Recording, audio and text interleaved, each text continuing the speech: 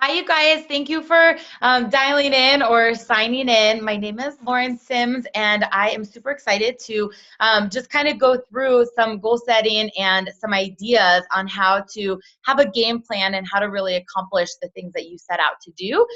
Crystal Covington, who is the director, organizer, founder of Women of Denver, has asked me to do this, and it's just an honor. I think my background in nutrition, my background in fitness, and just kind of the driven personality that I have. It's something that I'm really passionate about, and understanding that sometimes goals can be scary, but with the right game plan and the right realistic way of setting them, it won't have to be. So I'm going to go ahead and just share my screen and pull up the PowerPoint, and then we're going to dive into this.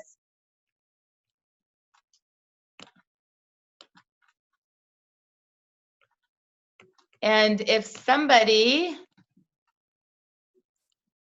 can you guys confirm that what you're looking at is, whoops, it's being a little tricky.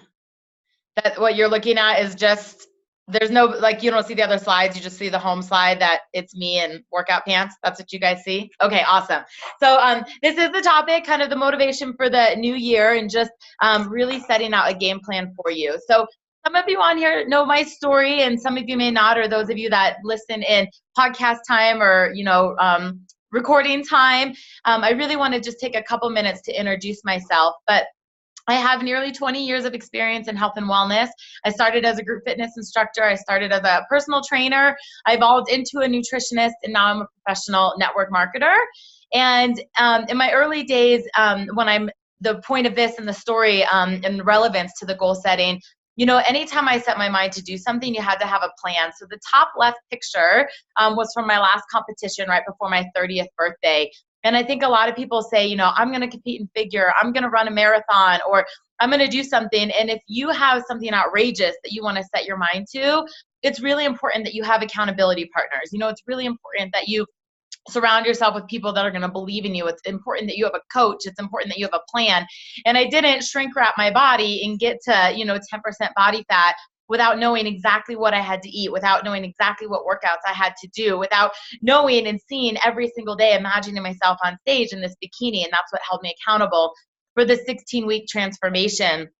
On the boot camp, which is the bottom left, this was a group of people that I worked with, and I remember taking their body fats and taking their pictures, and I ran my own kind of Biggest Loser challenge. And throughout the 12 weeks, this was over the summer, we did everybody's after, and there were so many mornings, because it was early, it was like 5:30 in the morning, that any one of them probably would have slept in or not come, but they were there, and they knew that I was holding them accountable, or they'd committed to a goal and they were focused on the finish, and this team was uplifting each other.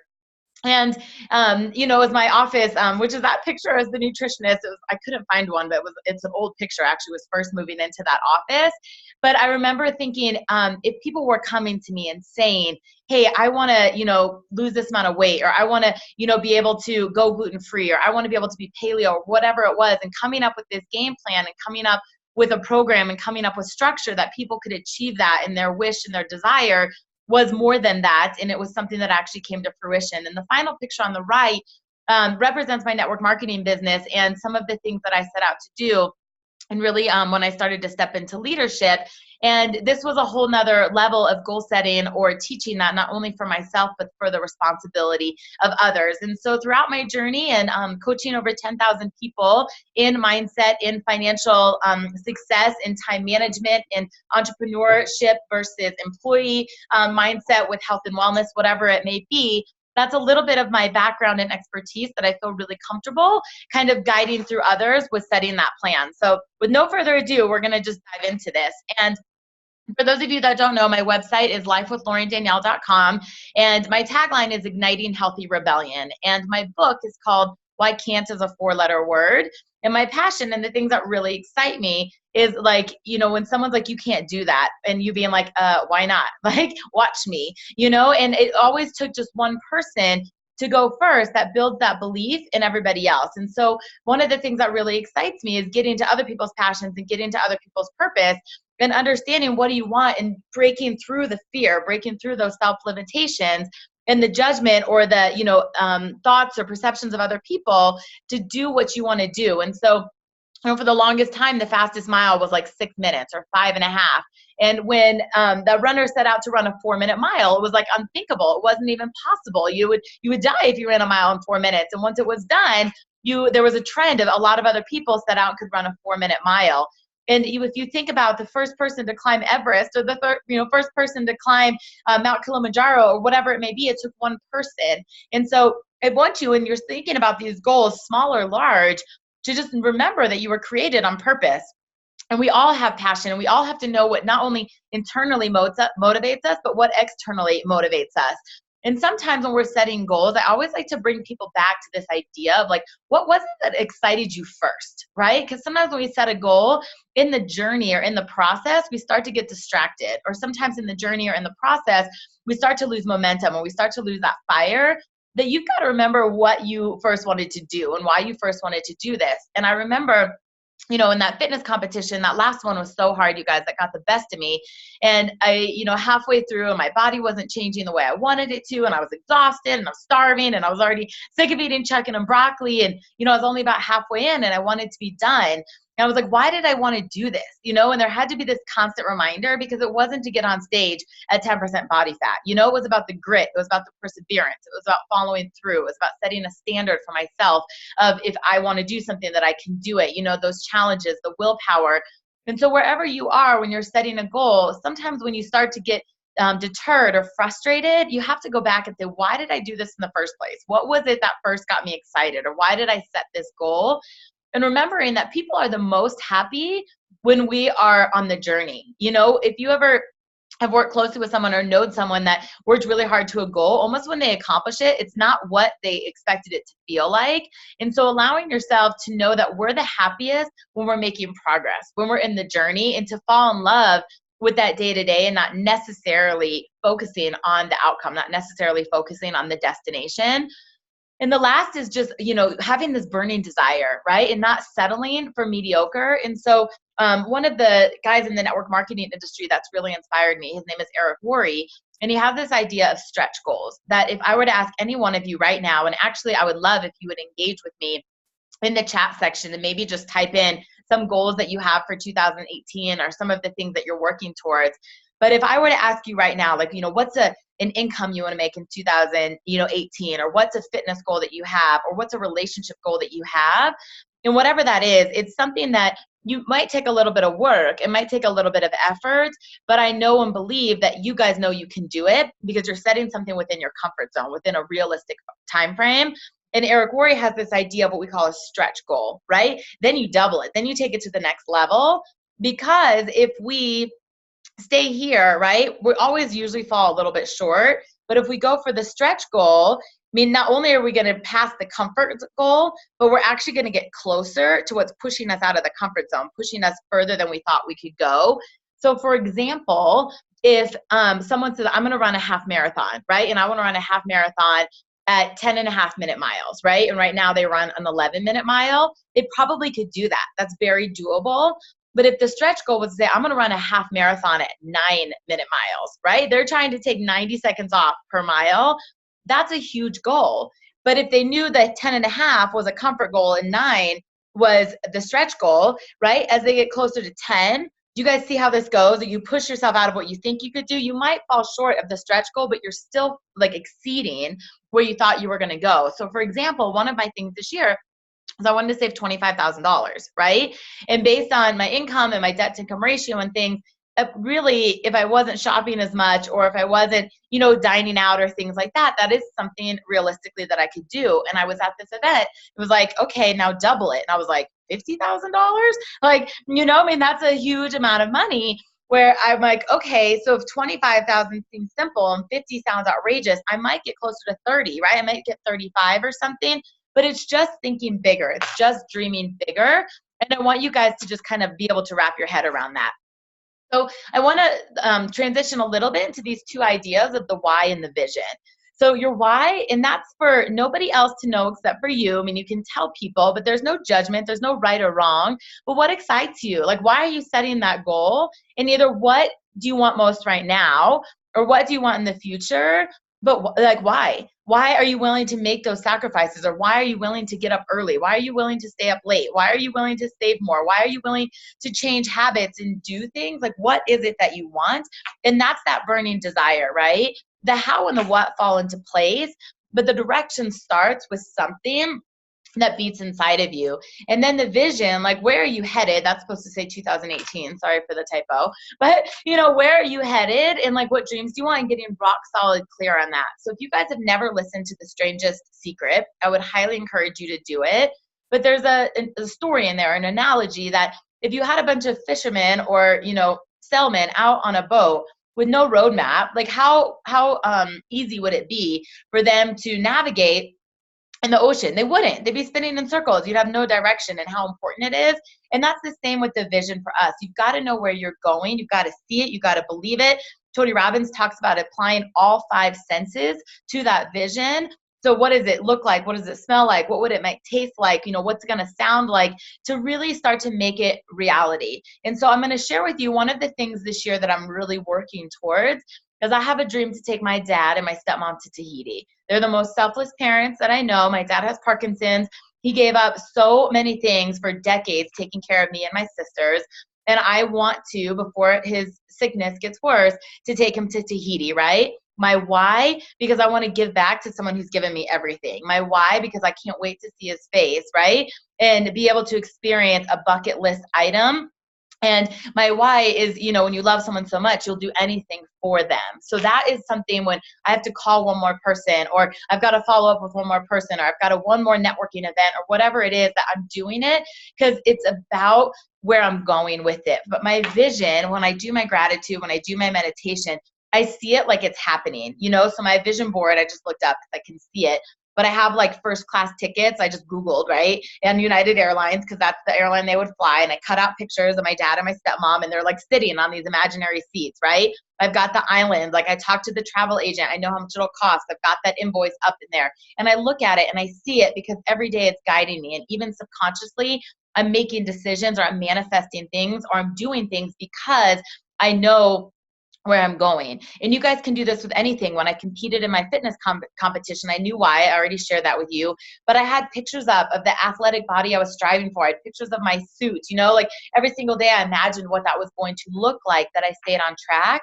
And it's so, so, so important to have a why, something that just makes your heart skip 2 beats of what's important to you, and then a vision, being able to see really what it looks like. So my friend Chris Harder, at a recent event I was at, he was talking about goal setting, and he had something called the 5 Gs, which I've never seen, and I absolutely loved it. And he talked about, instead of just the SMART goals, which I am going to cover with you this morning, a different way of setting out goals, and not only articulating your goals, the 1 or 2 that you really want the most right now, but having the game plan, the group of people you need to be around, then also spending time in gratitude and giving back, and focusing on these. Sometimes it helps define the goals a little bit different, and it helps direct, this ship, that map, that flow a little bit different. So I just kind of want to combine some of the things I recently learned from him, because it really impacted me, with the other ways that I've typically done goal setting and goal planning. So if we go to a more traditional way of goal setting, I've always kind of built my goals around, or built other people's goals around, what we call a SMART goal. And that's that it's specific, measurable, attainable, realistic, and timely. So like, if you have dreams without goals, they're just dreams. And often they're going to yield to disappointment. If I just said, you know what, I'm going to take my dad to Tahiti one day, and if I don't have a plan, more than likely it's not going to happen. And the years are going to go by, and I'm going to be frustrated that I didn't do what I needed to do, right? But when you break down your goal, and you have a SMART goal that's specific, that's measurable, attainable, realistic, and timely. Okay, you guys, so specific. I wasn't like, I want to take my dad on vacation, right? I know where we're going. We're going to Tahiti. Is that measurable? Yes, right? Is it attainable? Yes. Is it realistic? Yes. Now the time frame, if I, don't have any money saved, and I haven't planned on this, and I say we're going in 2 weeks, of course not, right? But if I say we're going in November, I've got 11 months, right? And this is the amount of money I've got to save every month. This is when I've got to get the tickets booked by. This is when I've got to reserve, the hotel, like XYZ. You can start to break it down. So the same thing happens with weight loss. And for years and years and years of coaching people with weight loss, if someone came to me today and said, oh my gosh, Lauren, I need to lose 50 pounds, right? okay, we've got the specific amount. We know we can measure that. Is it attainable or realistic? Well, that depends on the time frame. So if they say, I've got a, class reunion in 3 weeks and I need to lose 50 pounds, okay, that's not going to happen. But if we say, what's the time frame you want to do that? Is that by next year at this time, you want to lose a pound a week? Is it that you want to be more aggressive, 2 pounds a week, and you want to hit that goal by summer? But what is the time frame? Is it realistic? And then you have to measure that back. So each week or each month, we're tracking the progress. So if someone wants to lose 50 pounds by June, right now, by the middle of February, we want to make sure they've lost 10 pounds, right? And we're not going to get to that point and say, oh, you have 40 left. We're going to go, oh my gosh, look at that. You've crushed 10 pounds in the first 4 weeks. You're right on track. And that's sometimes why you want to do that. And I'm a huge fan, you guys, of discipline and consistency. So often people start something, but they don't finish it because they don't stay disciplined and they don't stay consistent.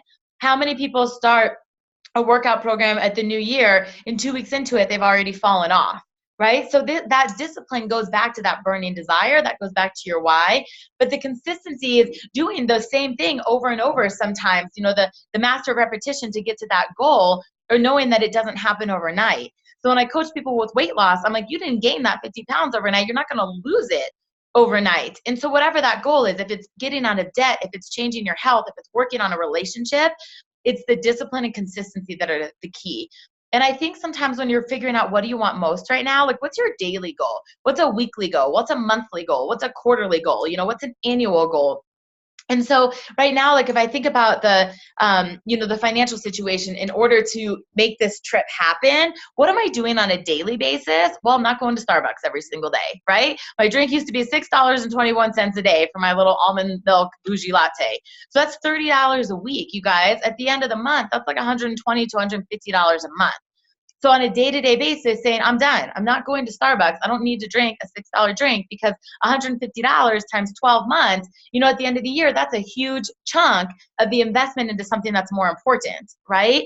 On a monthly basis, I have a lot of gym memberships. I've got Cycle Bar, I've got Core Power, I've got my 24, and saying, okay, like what do I really want to be having auto drafted? What's more important right now, right? Could I reinvest that $150 or $180 monthly charge into something else? When you look at a quarterly thing, what are maybe other small trips that I'm doing, or shopping and saying, you know what, like I don't want to shop at Nordstrom. I'm going to grab something at Ross or TJ Maxx if I need it, because right now it's more important that I get my dad to Tahiti, right? And at the end of the year, what does all that mean? And again, it can be with weight loss. If someone's trying to lose 100 pounds in 2018, okay, that's 25 pounds each quarter. What is that per week? What does that mean you're doing per day in terms of exercise or caloric restriction? And this is the idea of just having a plan. So often, if people are courageous enough to cast a dream for their life or set a goal, one of the reasons they don't happen is because they just don't set the time to create the plan. If it's a budget, if it's a savings account, if it's a workout program, whatever it may be. And so the idea here is to give you the tools that you can therefore accomplish your goals. So we move into this idea a little bit about the group, right? Like the people you're around.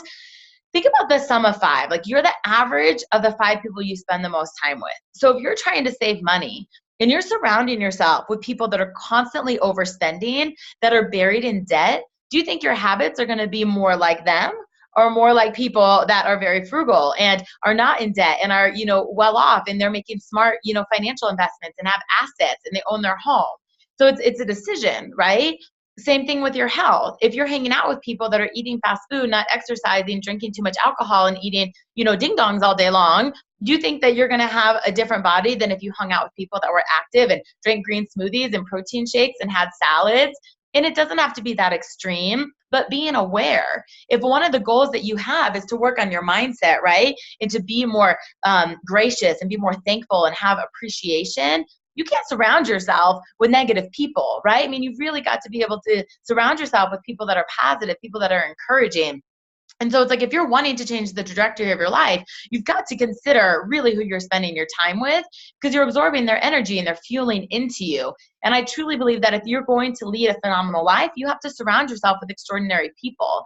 And years ago, when I got into personal development, I knew I didn't want to be the richest person in the room. I didn't want to be the smartest person in the room. I didn't want to be the fittest person in the room. I didn't want to be the strongest leader in the room. I actually wanted to be the lowest person on the totem pole, because imagine the people you would be learning from and you were modeling from if you were surrounded by these people that had it so much better than you did. There's only one way to go, and that's up. And I truly, truly believe that you cannot succeed without quality relationships. So the quote on here, the currency of real networking is not greed, but generosity. That's kind of that giving component too. And, we put into the pot sometimes what we take from, but thinking about where you can build quality relationships, people that are going to support you, people that are going to cheer you on, people that are going to embrace your goal and want you to accomplish it, So these can be relationships with your family, your friends, your work, your church, your fitness, your financial, kids play groups, mom groups, whatever it may be. But just asking yourself, like, what are you doing to improve those relationships, right? Or what are you doing to create new relationships that are going to help you reach those goals? And so we talked a little bit about this with the average of the 5, but really understanding if those people in your life are holding you back or pushing you forward, and also the influence you have. Sometimes I think we really underestimate or undermine our ability to influence others. And sometimes we go first, and there might be people watching you and are going to be inspired by you. Just like the guy who set out to run the 4-minute mile, right? If he can do it, someone else can do it. So if Esther's saying, I'm going to run a half marathon this year, there may be people that never thought they could do it, but her coworkers that see her discipline and see her training and seeing, her body reaching this goal, it builds belief that if Esther can do it, they can do it. And so just kind of realize people are watching you, and you never know when your story is going to impact somebody else. You never know when your actions are going to impact somebody else. And that's why I love when I say live your life out loud. Sometimes we get so caught up in our head of, what other people are going to think about our goals, or what if I fail? What if I don't make it? The journey is what's inspiring. Sometimes just being courageous enough to go for it. So for example, I've just boldly said out loud, I want to take my dad to Tahiti in November of 2018. You guys, if it doesn't happen, if I don't save $25,000 between now and November, I'm not quitting. And I can tell you right now, nobody's going to think I'm a failure. Maybe it's November of 2019, right? It'll happen. There's absolutely no doubt in my mind this is going to happen. Sometimes it happens in the time frame we want, sometimes it doesn't. But just understanding that having the people around you that are going to believe in you and are going to support you and cheer you on has a lot to do with it. If people just have a goal in their head, the likelihood of it happening is rare. When you start to write it down, when you start to have vision around it, when you start to tell people that hold you accountable, you really start to have rapid increase of accountability and therefore success. So for example, my sister knows I don't want to be going to Starbucks. That's $6.21 a day. That could be going towards my Tahiti fund. And when she was here over Christmas and we were leaving Cycle Bar and we're about to hit the Starbucks drive-thru, and she right away was like, what are we doing? We're not supposed to be going to Starbucks. Like, we have the same goal. We're trying to go to Tahiti. Like, we're going to make coffee at home.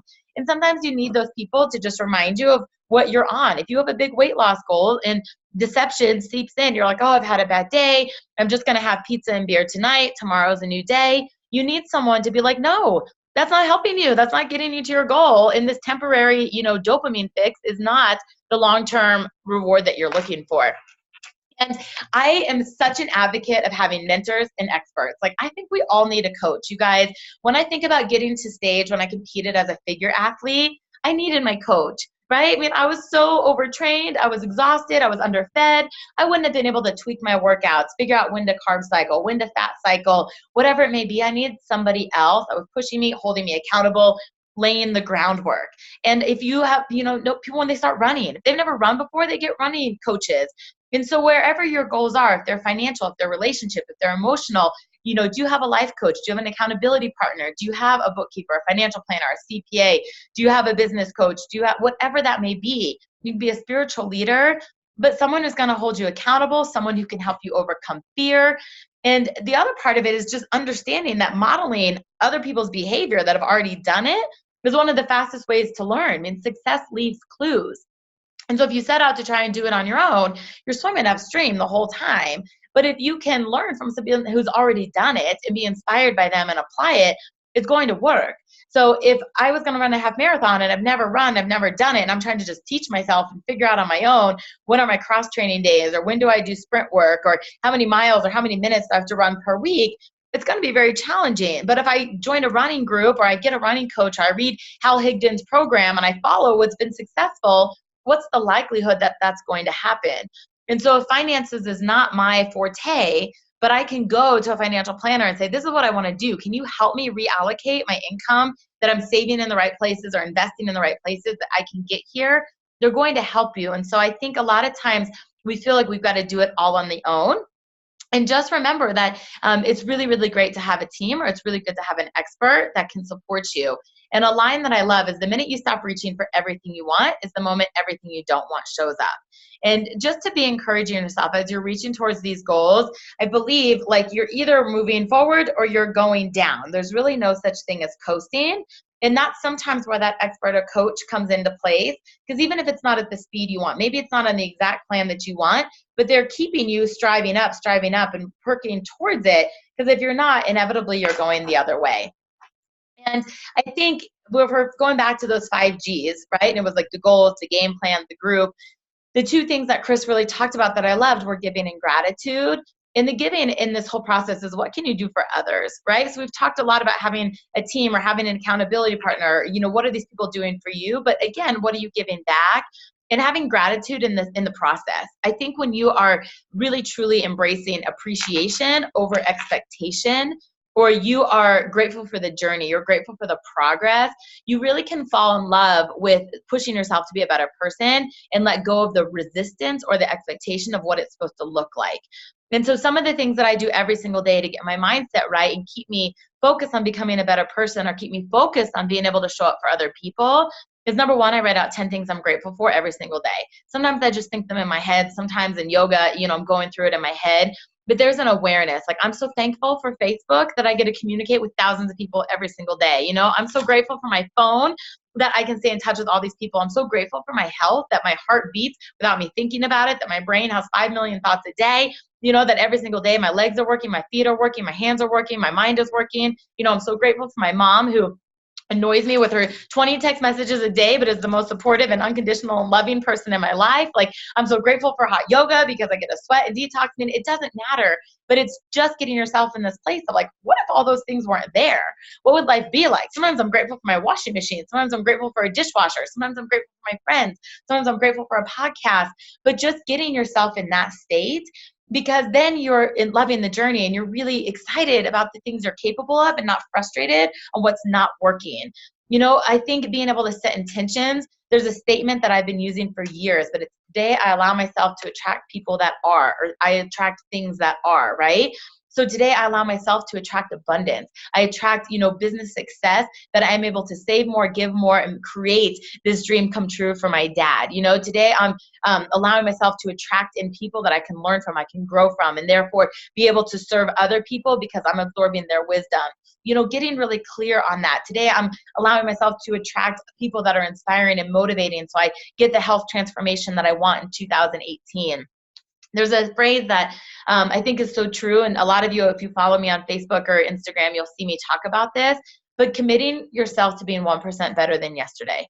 So if we go back to this half marathon, and let's say yesterday you ran 11.5-minute mile, today maybe you run 11 and 29-second mile, right? And you're trying to get to this 10.5-minute mile by the end of the year, 1% better than yesterday. If you screwed up on your diet yesterday, you're just 1% better than today.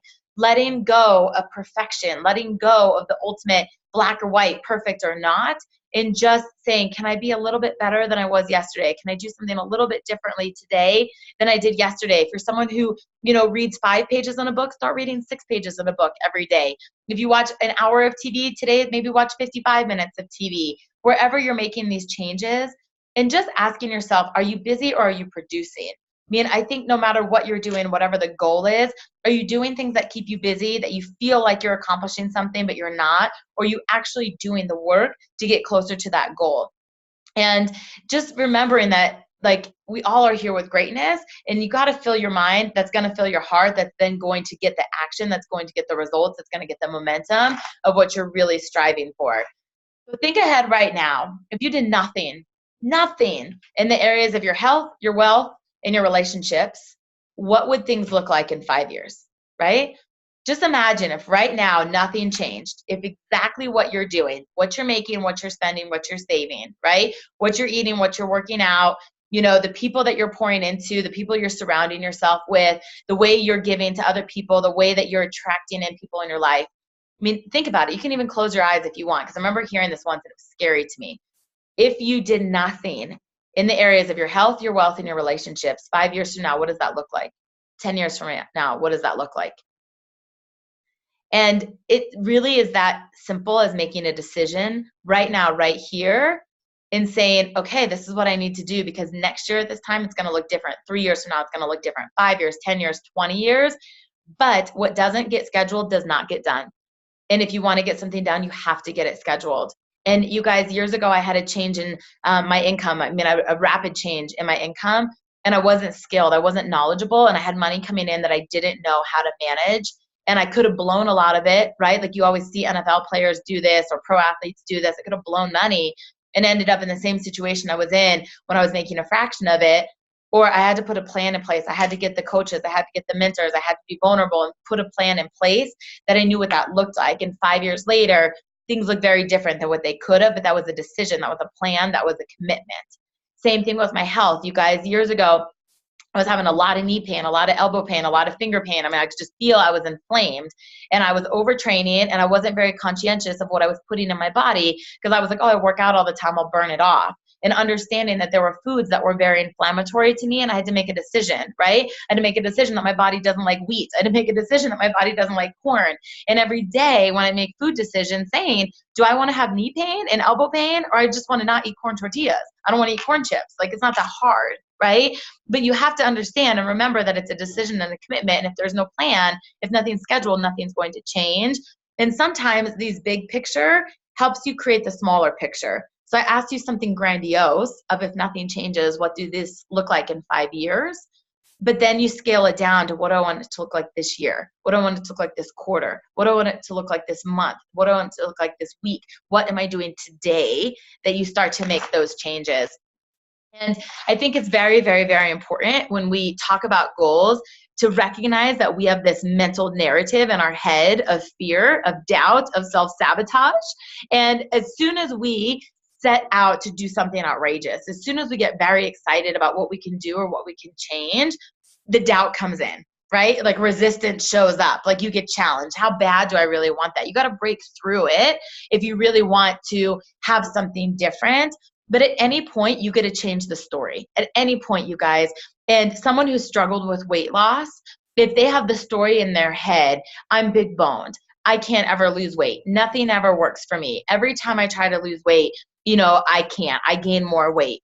If that's the story in their head, guess what? They're never going to lose weight. But at any point, if they want to change that story and say, you know what, if it's going to be, it's up to me. I lose weight with ease. My skeletal body is the same size as everybody else's, and I'm willing to do something different to get something different. And they start to visualize their ideal body, and they start to get out of deception, and they actually make the transformation, and they can see where they're going. Anybody can lose weight, you guys, anybody. But it starts with your head. It's in the story. It's the same way with your finances. If people say, I'm always going to be broke, if your money blueprint is at $30K a year, and you're like, oh, I'll never be able to save money, I'll never be able to do those things, I'll never be able to make 6 figures in a year, guess what's going to show up? The same story you've already been telling yourself, the same story you're comfortable in. But at a point when you make a decision and you say, if I want something different, I'm going to do something different, and I'm capable of making 6 figures, and I manifest money with ease, and I attract in abundance, and I attract in a wealth, and I can change the trajectory of my financial blueprint at any given time. It's up to you to really manage the thoughts in your head, to control that fear and create the plan of where you're going. And so in closing, I just want to say, live every day to the fullest. I think so often we get in our comfort zones, and we can't stay in our comfort zones, and we're going through the motions, we're going through the actions, and each year we end up in the same place as we were the year before, wanting to improve our health, wanting to improve our relationships, wanting to improve our wealth, wanting to do things we could have done before, because there is no plan and there's no action step.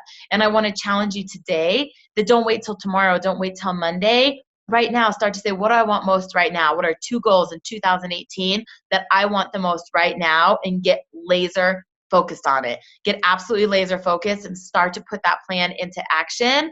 and do something every single day that's getting you closer to that goal. Be conscientious of it. Get your experts, get your coaches, get your accountability team, know your why, see your vision, put that plan into place, and don't overwhelm yourself with doing 20 goals, right? Pick one or two and get rock solid in it. And so in addition to the trip to Tahiti, the other thing that I'm very much working on this year is publishing my second book.